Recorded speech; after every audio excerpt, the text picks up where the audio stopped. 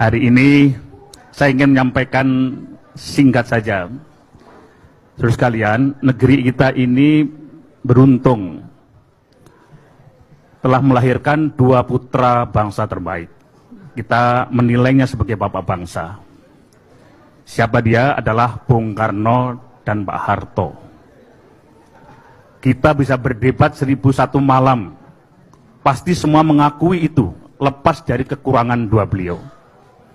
Setelah dua pemimpin bangsa yang besar ini, presiden dan pemimpin negeri ini, kita selalu mendoakan agar mereka ini mendapatkan berkah turunan kebaikan dari kedua bapak bangsa ini.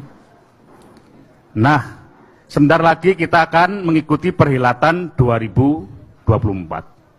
Hari ini kita semua menyaksikan negeri kita, saya setuju dengan Rahma, tidak dalam keadaan baik-baik saja. Kita berada pada lorong gelap yang mencekam, yang kalau kita biarkan, saya termasuk khawatir. Saya dulu pernah selama 4 periode di parlemen merasa khawatir tidak secemas ini terhadap situasi terakhir. Meskipun banyak juga kemajuan-kemajuan. Tapi dibanding dengan ancaman gelap, situasi gelap di depan mata kita, utamanya adalah perpecahan negeri, saya wajib mengatakan sebagai keluarga besar kami, mengatakan bahwa kita cemas di titik yang di ubun-ubun kita. Itu kenapa kita selalu berdoa di situasi yang sulit semacam ini. Kita membutuhkan seseorang, mungkin terlalu mengimpi kalau kita mengatakan dia Mesias atau juru selamat. Kita membutuhkan itu, saudara sekalian. Kita membutuhkan figur yang kita anggap bisa kita pasrahkan, bahwa figur itu nanti kelak bisa memimpin kita semua melewati masa-masa yang sulit itu.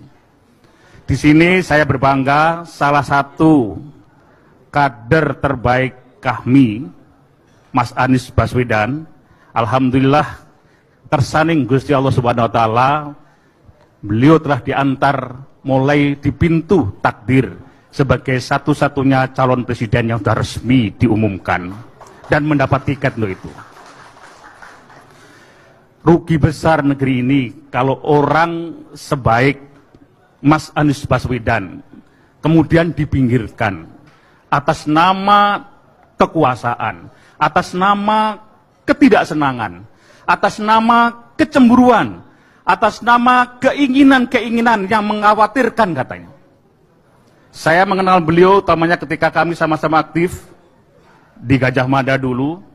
Saya termasuk yang bersaksi terhadap siapapun mengatakan bahwa khawatir terhadap Anies Baswedan itu terlalu di pojok kanan.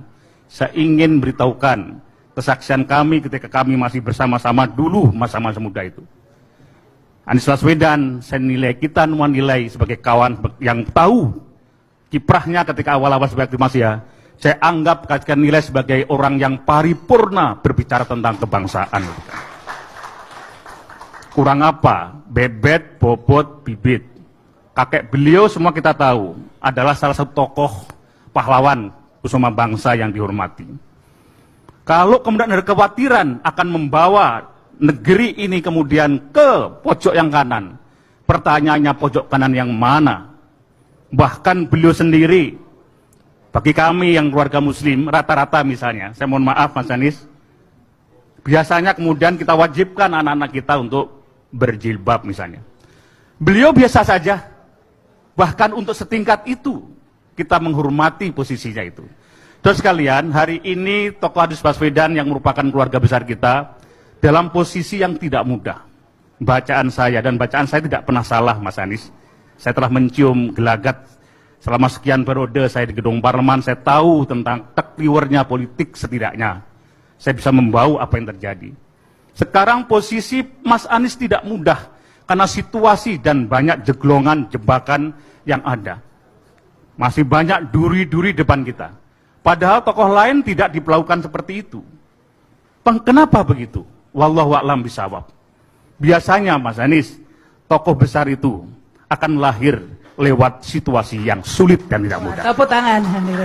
Biasanya pemimpin besar itu yang diinginkan dan diharapkan oleh situasi kenegaraan, situasi lingkungan tanah airnya ialah melewati masa-masa, melewati situasi-situasi yang penuh onak dan duri. Baik. Oleh karena itu, saudara sekalian, saya berpandangan, mudah-mudahan ini cuma ini,